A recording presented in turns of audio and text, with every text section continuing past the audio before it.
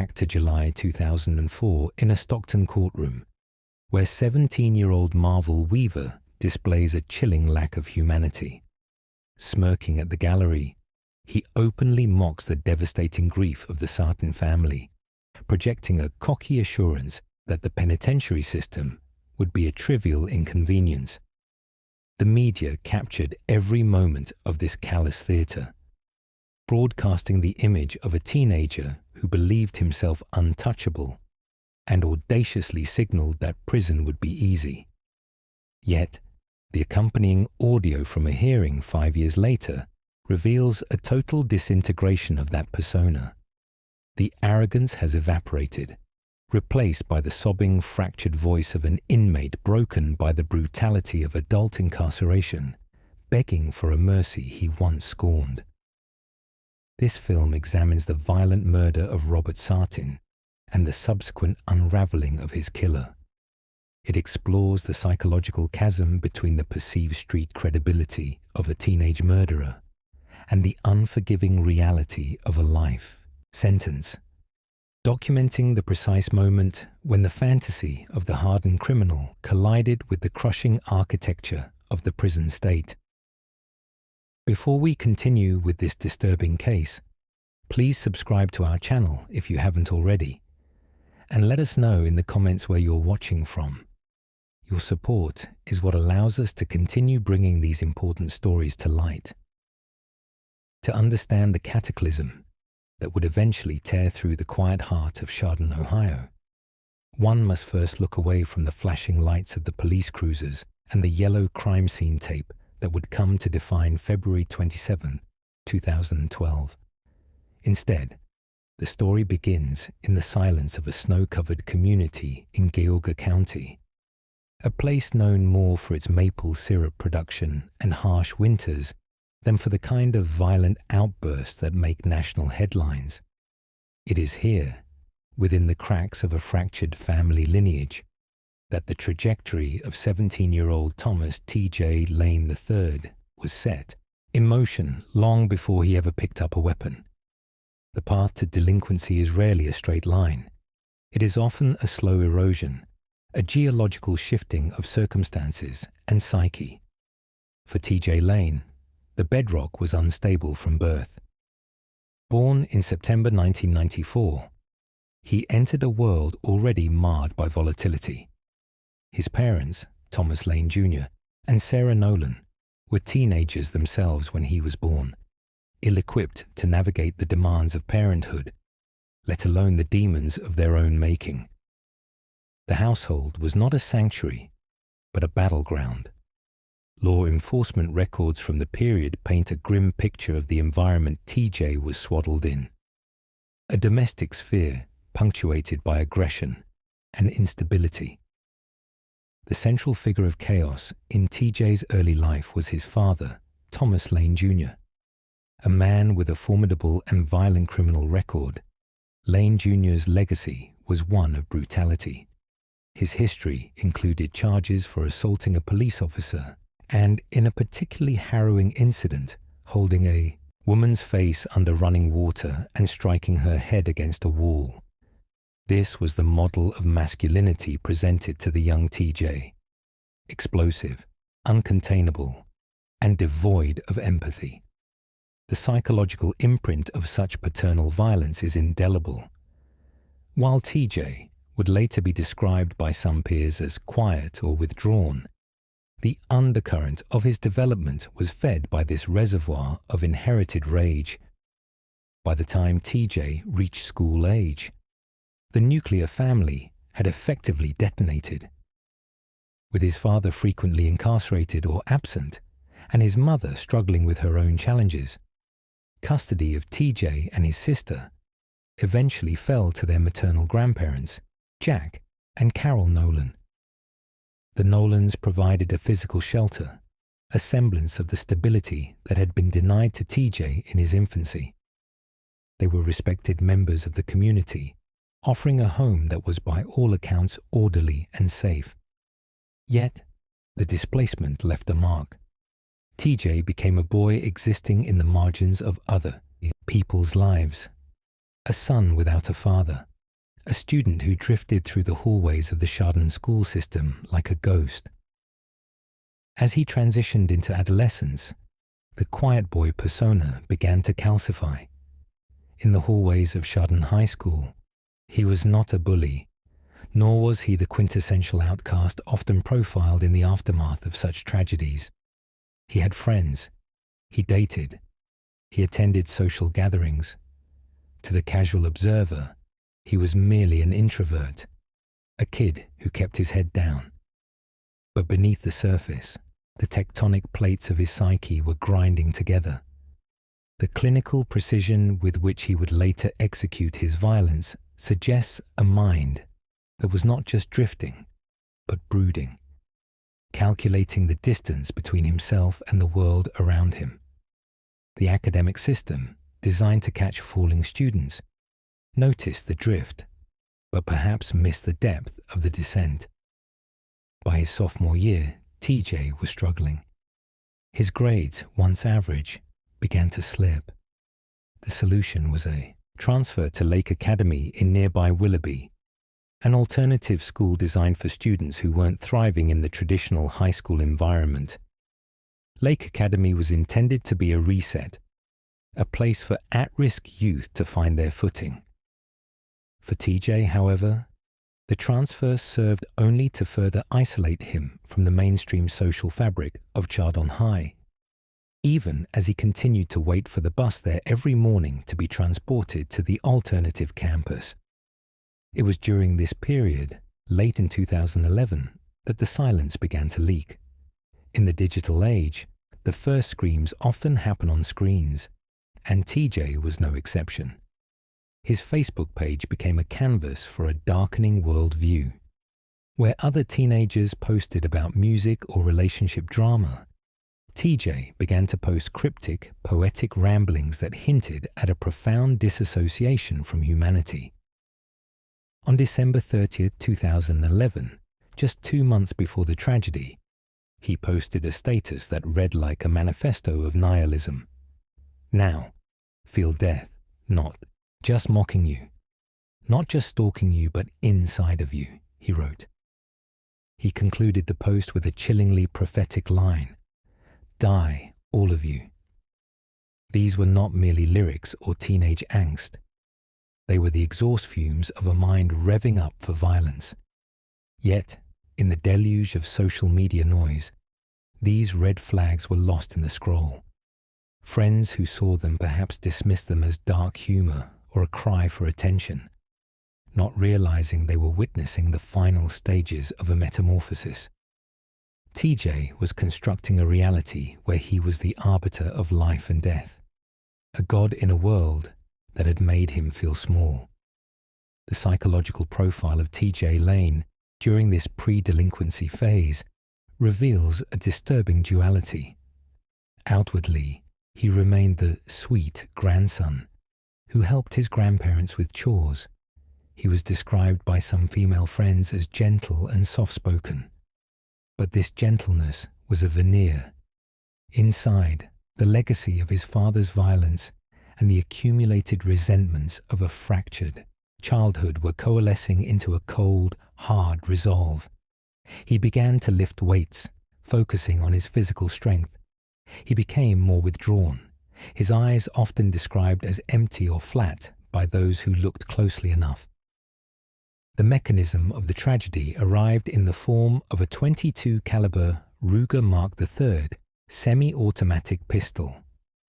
It was not a weapon he bought on the black market or stole from a stranger. It belonged to his uncle, accessible within the family sphere. The ease of access to the instrument of death highlights the terrifying banality of the events leading up to the crime. There was no grand conspiracy, no complex acquisition network. There was just a boy, a house, and a gun. In the weeks leading up to February 2012, TJ's behavior did not exhibit the manic unraveling one might expect. There was no sudden explosion of anger, no public fights. Instead, there was a chilling calm. This is the paradox of the path to delinquency for offenders like Lane. The closer they get to the act, the quieter they often become. They have made the decision. The internal conflict is over, replaced by the logistics of execution. He practiced shooting. He familiarized himself with the weight of the steel, the slide of the action. He was preparing to impose his internal chaos onto the external world. The socio-demographics of Chardon, middle class, predominantly white, semi-rural, provided a backdrop of assumed safety that Lane would exploit. In a community where everyone knows everyone, the idea of a lethal predator growing in their midst was alien. T.J. Lane relied on this complacency. He relied on the fact that he was viewed as the grandson of the Nolans, not the son of Thomas Lane Jr. He utilized the community's blind spots to hide his intent. By the morning of February 27, 2012, the transformation was complete. The 17-year-old who woke up in his grandparents' house was no longer the troubled kid from a broken home. He had become an entity of pure intent. He packed his backpack not with books for Lake Academy, but with a Ruger and a knife. He dressed for the weather, but also for the role he was about to play. He walked to the bus stop, just as he had done countless times before. He stood among the very students he had grown up with, the breath of the Chardon winter visible in the air. To the other students waiting for the bus to Chardon High, he was just TJ, the quiet kid who transferred out. They couldn't see the history pressing down on him, the years of paternal violence, the perceived abandonments, the festering digital manifestos. They couldn't see that the boy standing next to them had already left the realm of normal human interaction and entered a space where they were no longer peers, but targets. The path to delinquency had reached its terminus. All the background factors, the genetic predisposition, the environmental instability, the social isolation, the access to weapons, had converged into a singular point in time. As T.J. Lane boarded the bus that would take him to the cafeteria of Chardon High School, the background chapter of his life closed. He was no longer a subject of sociology or child psychology. He was moments away from becoming a monster in the eyes of the law and the world. The tragedy was no longer a possibility. It was a kinetic reality waiting for the pull of a trigger. The timeline of the brutality began long before the first blow was struck, rooted in a festering obsession that had turned lethal in the mind of the teenager. While the final act of violence would take place within the quiet, manicured walls of a luxury home in New Franklin, Ohio, the psychological machinery of the crime was already grinding forward in the sterile hallways of Akron Children's Hospital. It was here that Chelsea Schobert lay recovering from a previous assault, a victim of the volatile temper of her boyfriend, Sean Ford Jr. The parents, Jeffrey and Margaret Schobert, were vigilant, protective, and increasingly desperate to sever the toxic tie between their daughter and the young man who now plotted their destruction. They had barred him from the hospital room, a boundary that Ford perceived not as a protective measure, but as a challenge to his dominion. On April 2, 2013, the friction reached its breaking point. Ford, 18 years old, but operating with the impulsive, reckless cognitive framework of an adolescent, decided that the obstacles to his relationship, Jeffrey and Margaret, needed to be removed. The plan was not a crime of sudden passion, but a staggered, predatory sequence of events. Ford did not act alone.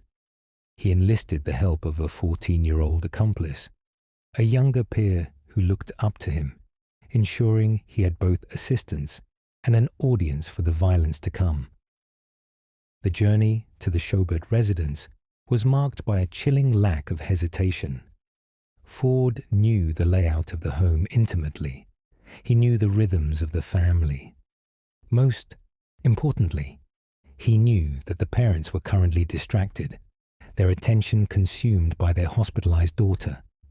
The house on Rex Lake Drive was a symbol of the stability and success the Sjoberts had built, a stark contrast to the chaotic intent Ford carried with him as he approached the property. He did not force his way in with a chaotic burst of noise. He entered with the entitlement of someone who believed he owned the space. Once inside, the atmosphere shifted from trespassing to hunting. Ford located a sledgehammer, a tool of heavy construction, not a weapon of concealment. The choice of weapon speaks volumes about the psychology of the event. This was not about efficiency or silence. A sledgehammer requires force, momentum, and a terrifying proximity to the victim. It is a weapon that turns a killing into hard labor. Jeffrey Sjobert was the first to return. The prominent attorney, known for his legal acumen and dedication to his family, walked into his own home, unaware that it had been converted into an abattoir. The attack was immediate and overwhelming. Ford struck Jeffrey with the sledgehammer, the impact shattering the quiet of the afternoon. The clinical reality of a sledgehammer attack is gruesome. The blunt force trauma inflicted on the human skull is catastrophic, causing immediate incapacitation followed by rapid, massive hemorrhaging. Jeffrey fell where he stood, his life ending in the foyer of the home he had worked to provide. But the horror was only halfway complete. This was not a robbery gone wrong where the perpetrators flee at the first sign of blood. This was an eradication. Ford and his young accomplice did not run. They waited. The psychological coldness required to stand in a house with a fresh corpse, waiting for the spouse to return, indicates a profound detachment from human empathy. For hours, the house held its breath.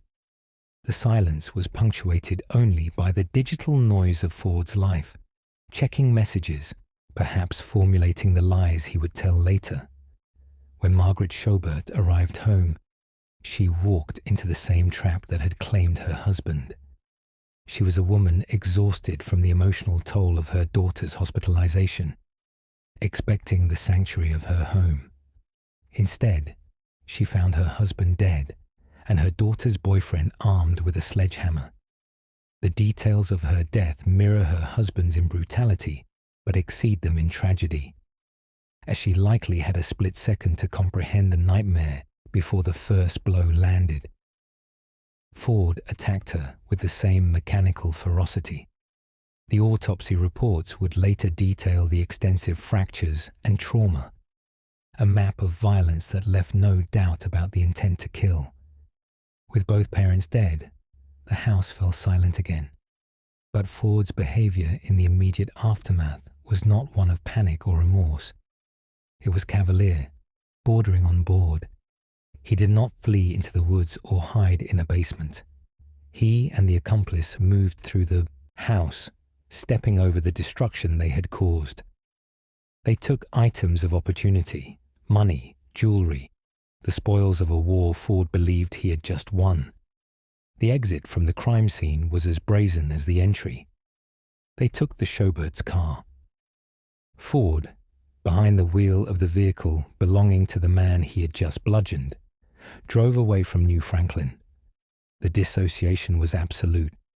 In his mind, the problem was solved. The parents were gone. The obstacles were removed. He returned to the hospital area, to the periphery of Chelsea's life, attempting to act the part of the concerned boyfriend, even as the blood of her parents was barely dry on his hands. The discovery of the bodies shattered the community. Police arrived at the Sjobert home to find a scene that hardened detectives described as one of the most brutal they had ever encountered. The contrast between the upscale setting and the primal violence was jarring. The investigation moved rapidly. The Sjoberts were a low-risk family for random violence. There were no drug debts, no gang affiliations. the arrow of suspicion turned immediately toward the source of conflict in their lives, Sean Ford Jr. When police tracked Ford down, the arrest was not a dramatic shootout or a tearful surrender. It was marked by an eerily casual demeanor that would become the hallmark of the prosecution's case. Ford was taken into custody, and the transition from the streets to the interrogation room revealed a teenager utterly unimpressed by the gravity of his situation. The footage from the interrogation room offers a terrifying glimpse into Ford's mindset at the time. He did not curl into a ball. He did not weep for the parents of the girl he claimed to love. He slouched. He yawned. He placed his head on the table, not in despair, but in boredom. When detectives showed him photos of the crime scene, photos of Jeffrey and Margaret Schobert lying broken in their own home, Ford's reaction was clinically flat. He looked at the carnage with a detachment of someone viewing a menu. At one point during the questioning, Ford's arrogance peaked. He spun a web of lies that were easily dismantled by digital forensics and the testimony of his accomplice, but he told them with the confidence of a sociopath. He blamed others. He minimized his role. He acted as though the entire proceeding was a waste of his time. When the detectives pressed him, suggesting that he could face the death penalty, Ford remained unmoved. His attitude projected a chilling belief that he was untouchable, that the system was a joke, and that prison, if he even went there, would be easy. He had grown up in tough environments. He believed he was harder than anything the state of Ohio could throw at him. This cavalier attitude extended to the courtroom appearances in the early stages. Ford appeared disconnected, occasionally smirking, treating the proceedings with a disrespect that infuriated the community and the surviving family members. He wore the mask of a hardened criminal, a gangster persona that he seemed to believe would shield him from the reality of lethal injection.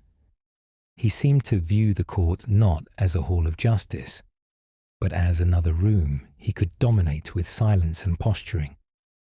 The evidence, however, was overwhelming.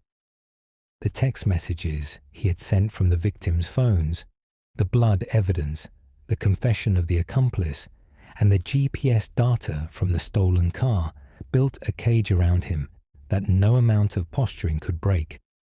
The police detailed how Ford had used the victims' phones to text Chelsea, pretending to be her parents, a level of psychological cruelty that added a layer of sadism to the murders. He had sent messages of love and reassurance to the girl, lying in a hospital bed, typing them with the same fingers that had wielded the sledgehammer. As the trial progressed, the weight of the facts began to erode the mask, but the initial arrogance remained the defining image of the arrest. The prosecution painted a picture of a young man who viewed human life as disposable and viewed himself as the ultimate arbiter of who deserved to live. They highlighted his lack of empathy, his greed, and the sheer senselessness of the crime. Ford had not killed for survival. He had killed for control. The juxtaposition of the crime and the criminal was stark. In the photos, the Schoberts were vibrant, contributing members of society. In the defendant's chair sat a young man who treated their destruction as a footnote in his day. The jury saw the gruesome autopsy photos, the shattered skulls, and the defensive wounds on Margaret's hands, evidence that she had tried in vain to shield herself from the boy her daughter had once cared for. And then they looked at Ford, who sat stone-faced, seemingly bored by the recounting of his own atrocities. This period, the crime and the immediate aftermath, defined the chapter 2 of this tragedy. It was the era of the monster.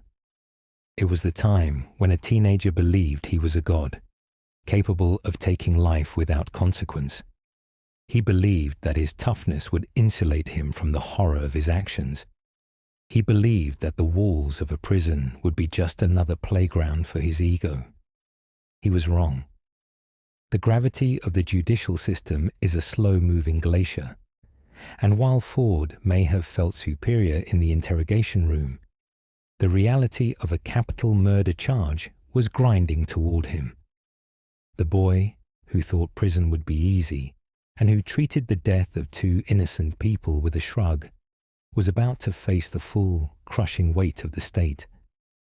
The smirk would eventually fade. But in those first days and months, Sean Ford Jr. stood as a monument to adolescent arrogance and lethal detachment, unaware that the clock was ticking down to the moment his facade would crumble. The atmosphere inside the Geauga County Common Pleas Court on March 19, 2013, was heavy with a grief that had been accumulating for nearly 13 months. It was the day of reckoning for Thomas T.J. Lane, the 17-year-old gunman who had opened fire inside the cafeteria of Chardon High School, claiming the lives of 3 students and permanently altering the trajectory of an entire community. The courtroom was packed to capacity, a claustrophobic assembly of weeping families, stoic law enforcement officers, and a media contingent hungry for the final chapter of a tragedy that had shaken Ohio. Judge David Furry presided over the bench, a figure of stern authority preparing to deliver a sentence that was, by statutory necessity, a foregone conclusion. But no one in the room, not the seasoned prosecutor James Flays, nor the defense attorney Ian Friedman, was prepared for the theater of cruelty Lane was about to conduct. Lane entered the courtroom shackled, flanked by sheriff's deputies. He wore a blue button-down dress shirt, standard attire for a defendant hoping to present a veneer of respectability to the court. His demeanor, however, was immediately jarring. There was no bowed head, no averted eyes, and no trembling hands indicative of a teenager facing the prospect of dying in a concrete box. Instead, Lane scanned the gallery with a glint of amusement, his eyes locking onto the weeping mothers and fathers of his victims, Demetrius Hewlin, Russell King Jr., and Daniel Parmator. The air in the room grew colder as the realization set in that the defendant was not there to seek penance. He was there to perform. As the proceedings commenced, the families were given the opportunity to deliver victim impact statements. This phase of sentencing is designed to be cathartic, a moment for the bereaved to verbalize their loss and for the court to weigh the human cost of the crime. Dana Parmator, Daniel's mother, stood before the court, her voice trembling with a mixture of sorrow and visceral rage. She looked directly at Lane, calling him a pathetic monster and expressing a wish that he suffer a slow, agonizing existence behind bars. It was raw, unfiltered human agony. Throughout her statement and those that followed, Lane did not flinch. He did not look away. Instead, he smiled. It was a tight, arrogant smirk that seemed to feed off the emotional devastation filling the room.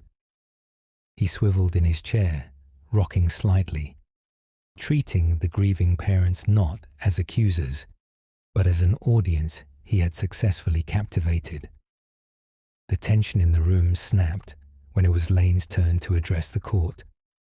Defendants are typically advised by counsel to remain silent or to offer a platitude of remorse to secure the best possible conditions for their confinement.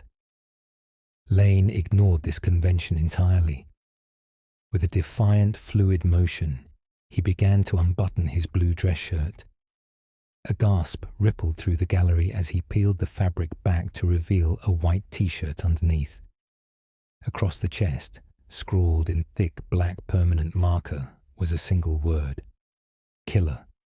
He had fashioned the garment in his holding cell, a premeditated costume designed to mock the sanctity of the proceeding. The judge and the gallery sat in stunned silence as Lane leaned toward the microphone. His voice was steady, devoid of nervousness. He did not ask for mercy. He did not explain his actions. Instead, he delivered a profane, sexually explicit taunt directed specifically at the families of the boys he had murdered. He spoke of the hand that pulled the trigger, using graphic language to desecrate the memory of the victims, reducing the act of murder to a source of perverse self-gratification. As he finished his statement, he raised his middle finger to the gallery, flipping off the parents of the dead teenagers while maintaining that same chilling, lopsided smirk. The courtroom erupted in a low murmur of shock, but Judge Furry maintained absolute control, refusing to let Lane's antics derail the legal finality of the moment. The judge described Lane as a cold, calculated predator who sought notoriety above all else. He noted that the evidence showed Lane had brought a knife to school the day of the shooting, fearing he might be overpowered, a detail that stripped away any illusion of bravery and revealed the cowardice at the core of the crime. Furry handed down the maximum sentence allowable by law, 3 consecutive life sentences without the possibility of parole. Lane would never breathe free air again. As the gavel fell, Lane chuckled, seemingly satisfied with the final punctuation mark he had placed on his crime. But the theatre of the courtroom is not the reality of the prison system. The moment the deputies laid hands on him to escort him out, the performance began to dissolve into logistics. Lane was marched out of the public eye, stripped of the audience that fueled his bravado, and placed into the mechanical pipeline of the Ohio Department of Rehabilitation and Correction. The transition from the high-drama environment of the trial to the sterile, dehumanizing process of incarceration is abrupt and disorienting. Lane was loaded into a secure transport van, the windows reinforced with wire mesh, separating him from the world he had just renounced with such arrogance. The drive to the reception center marked the beginning of his erasure. In the courtroom, he was T.J. Lane, the infamous school shooter, the center of attention. In the transport van, he was merely cargo. Upon arrival at the intake facility, likely the Lorain Correctional Institution, which serves as the processing hub for Northern Ohio, the systematic dismantling of his identity commenced. The reception process is designed to be clinical and invasive, stripping away the individual to leave only the inmate. Lane was removed from the van, his shackles clanking against the concrete floor of the Sally Port. The air in the intake unit smells of industrial cleaner, unwashed bodies, and stale institutional food, a sensory assault that signals the end of autonomy. He was ordered to strip. The blue dress shirt, the killer t-shirt, and his civilian trousers were bagged and removed. He stood naked under the fluorescent hum of the holding lights, subjected to a thorough cavity search. This procedure is not punitive but administrative, yet it serves as the first psychological wallop of incarceration. There is no privacy, no modesty, and no resistance. The body is inspected for contraband with the same detachment one might inspect livestock. Following the search, he was showered with delousing agents and issued the standard issue uniform of the state. The unique identifier of his name was replaced by a string of numbers. A. Section 4 Celeries 6554. From that moment forward, the system would recognize him primarily by this alphanumeric tag. He was photographed, fingerprinted, and subjected to medical and psychological screenings. These screenings are not empathetic, they are risk assessments. The prison administration needed to determine where to place a high-profile, juvenile lifer who had already demonstrated a penchant for volatility and a total lack of regard for authority. The reality of life without parole is an abstract concept to a 17-year-old mind, but the physical reality of the cell is immediate. Lane was moved to a solitary assessment cell. The door, a heavy slab of steel, slammed shut with a finality that resonates in the bones. In these initial hours, the adrenaline of the courtroom outburst fades, replaced by the crushing silence of segregation. The cell is a box, roughly 6 by 9 feet, containing a steel toilet, a sink, and a thin mattress on a concrete slab. There is no audience here. There are no cameras. There is only the relentless glare of the security light and the muffled shouts of other men echoing off the cinder blocks. Lane's initial classification was high security. Due to the notoriety of his crime and his age, he was a target. In the prison ecosystem, school shooters occupy a precarious rung on the social ladder. They are viewed with disdain even by hardened career criminals. The arrogance Lane displayed in court, the prison will be easy attitude implied by his mockery, was immediately tested by the environment. He was not entering a world where he could dictate terms. He was entering a hyper-masculine, violent hierarchy where respect is currency, and he was starting with a massive deficit. He was eventually transferred to the Allen Oakwood Correctional Institution in Lima, Ohio. This facility, known for housing a mix of security levels, includes a protective control unit, often necessary for high-profile inmates whose crimes make them vulnerable to general population violence. The transfer process involves more chains, more transport vans, and the realization that the landscape of Ohio is passing by through a slit in the metal, a landscape he would never walk upon again. The daily routine of the prison system began to grind him down. Incarceration is not a singular event, but a repetition of mundane miseries. It is the 5 a.m. count, the controlled movement to chow halls, the constant surveillance, and the total lack of agency. For a narcissist like Lane, who craved the spotlight, the anonymity of prison life is a specific kind of torture. He was no longer the feared killer of Chardon. He was just another kid in a jumpsuit, subject to the whims of correctional officers and the threat of older, more dangerous predators.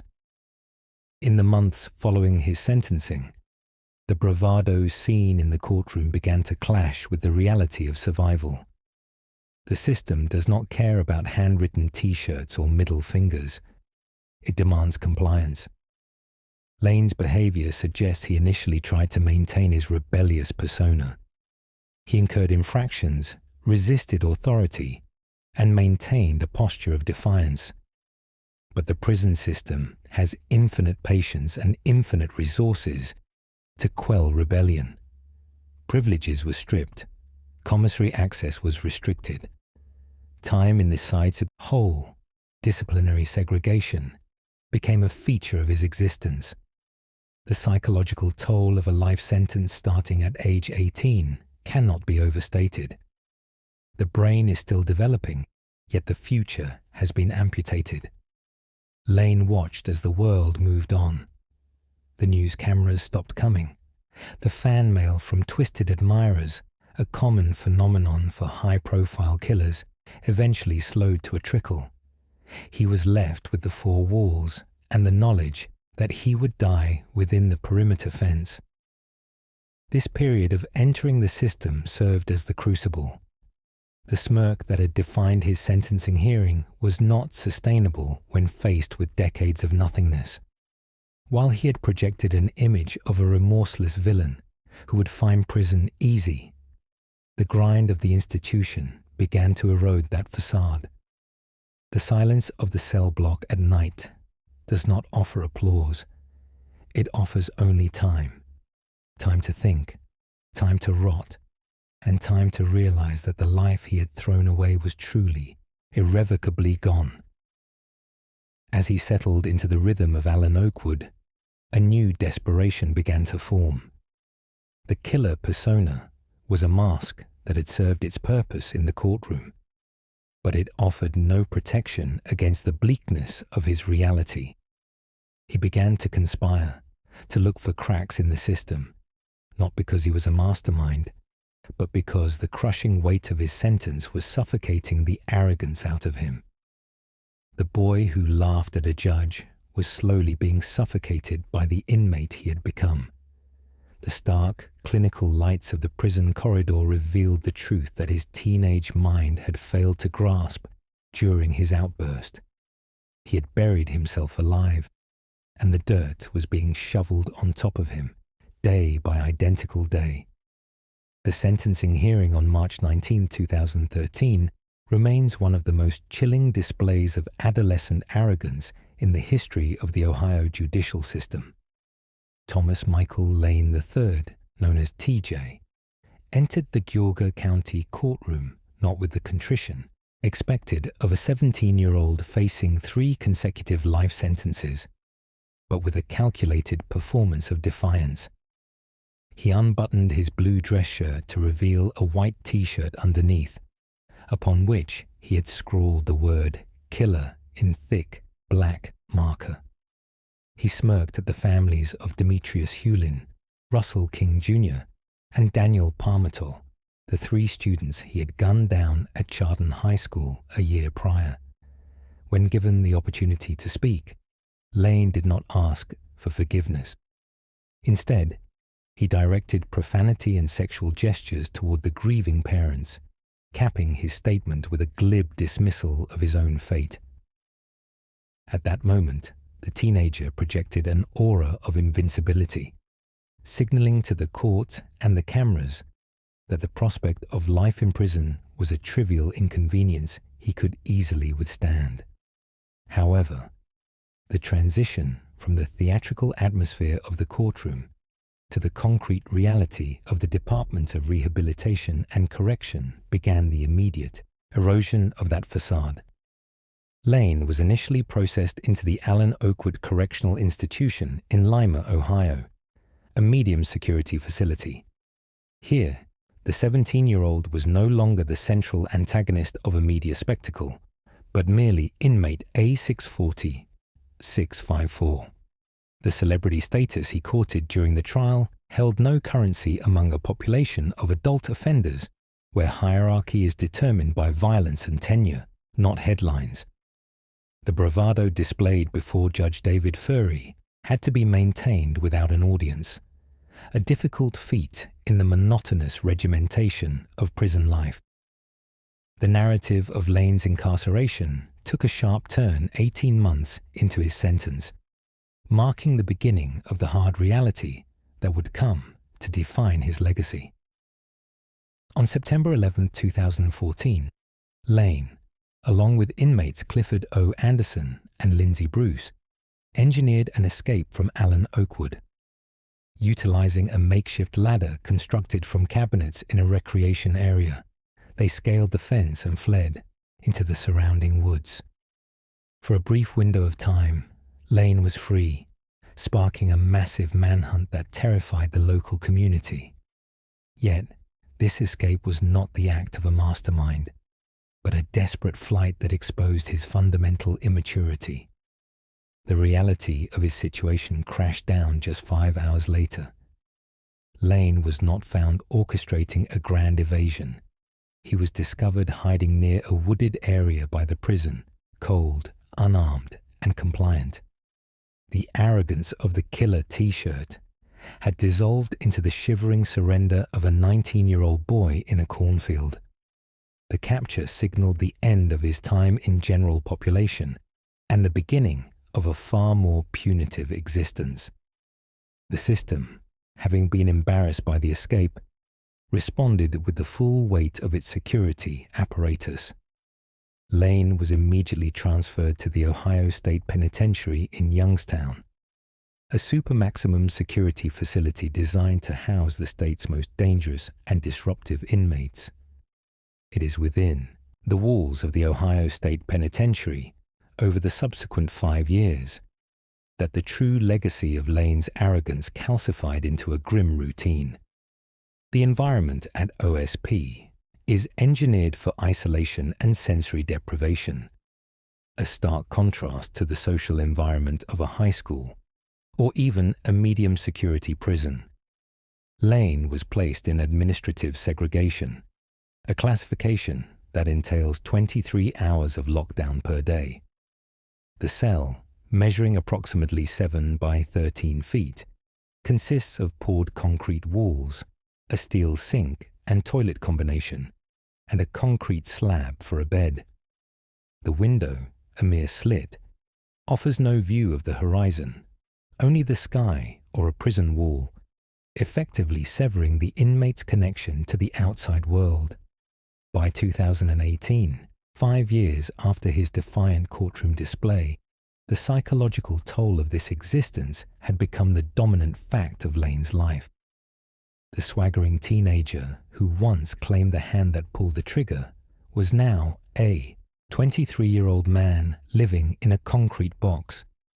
In a supermax setting, the ability to perform or act out is neutralized by the architecture itself. There are no cameras to play to, no families to taunt, and no peers to impress. Interaction is limited to correctional officers who pass food trays through a slot in the steel door. The silence of the OSP is punctuated only by the electronic buzzing of gates and the distant echoes of other inmates, stripping away the ego that Lane had armed himself with during his trial. The easy prison life Lane had non-verbally projected in court was systematically dismantled by the deprivation of agency. Every aspect of his existence, from the lighting in his cell to the scheduling of his 1 hour of solo recreation in a cage, was controlled by the state. Reports and inmate logs from this period suggest a figure vastly different from the one seen in 2013. The isolation forces an introspection that many offenders find unbearable. For a narcissist who thrived on the reaction of others, the indifference of the supermax system is a specific kind of psychological torture. The killer persona requires an audience to sustain it. Without one, the inmate is left with only the biological reality of aging in captivity. As the years progressed, the legal maneuvering that often accompanies life sentences offered no respite. Lane's appeals were systematic denials, reaffirming that he would die within the confines of the prison system.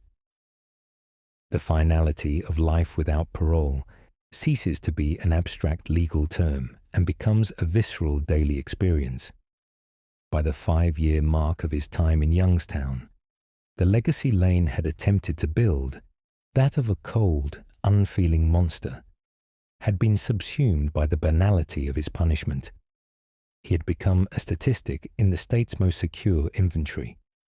The contrast between the 2013 sentencing and the 2018 reality illustrates the clinical efficiency of the penal system in grinding down individual resistance. While the public memory of Lane remains frozen on that day in court, the factual reality of his legacy is one of absolute submission to the state's authority. The smirk was replaced by the vacant expression common among long-term segregation inmates. He had taunted the families with the idea that he was still in control, but the architecture of the Ohio State Penitentiary proved that control was an illusion. Ultimately, the silence of T.J. Lane in the years following his transfer to the Supermax serves as a testament to the crushing weight of the sentence. There were no more outbursts, no more messages scrawled on T-shirts, and no more media spectacles. The hard reality of 5 years in isolation had achieved what the judicial reprimands could not. It rendered him irrelevant. The boy who thought prison would be easy found himself begging not for mercy in a courtroom, but for any deviation from the crushing grey sameness of a 23-hour lockdown, a plea that the concrete walls of the Ohio State Penitentiary are designed to ignore. The legacy of Chapter 4 is not the crime itself, but the slow, unseen erasure of the perpetrator under the immense pressure of time and confinement. The transformation of Sean Ford Jr. is absolute and devastatingly complete. Gone is the defiant teenager who sat in the Summit County courtroom with a detached smirk, the young man who seemingly viewed the brutal murders of Jeffrey and Margaret Schobert as a manageable detour in his life. At the time of his trial, his demeanor suggested a chilling calculation that the consequences would be trivial, a sentiment echoed by the arrogant posturing of so many juvenile offenders who believe the justice system is merely a game they can win. In his place now stands a broken adult, his spirit effectively dismantled by the relentless monotony and isolation of his confinement. 5 years of incarceration have stripped away the protective shell of youthful bravado, revealing the tragic waste of potential and the irreversible devastation inflicted upon the New Franklin community. For the surviving loved ones, particularly the Schobert family, the loss remains a static, unhealed wound, a silence that no amount of belated sobbing or desperate pleas for mercy can fill. The footage of Ford eventually breaking down stands in stark contrast to his earlier indifference, offering a sobering commentary on the effectiveness of the penal system in crushing the resolve of violent offenders. It is a clinical, precise destruction of the ego, proving that the reality of a life sentence eventually pierces even the thickest armor of narcissism. However, this remorse arrives with a bitter aftertaste. It changes nothing for the victims, nor does it mend the fractured trust of the community. As the documentary draws to a close, the camera pulls back to a wide, lingering shot of the prison's imposing perimeter. The walls are insurmountable, the razor wire glints in the cold light, and the silence is absolute. The subject may have once believed that doing time would be easy, a hurdle to be vaulted, but the stone and steel of his permanent residence offer the final, unyielding rebuttal to his hubris.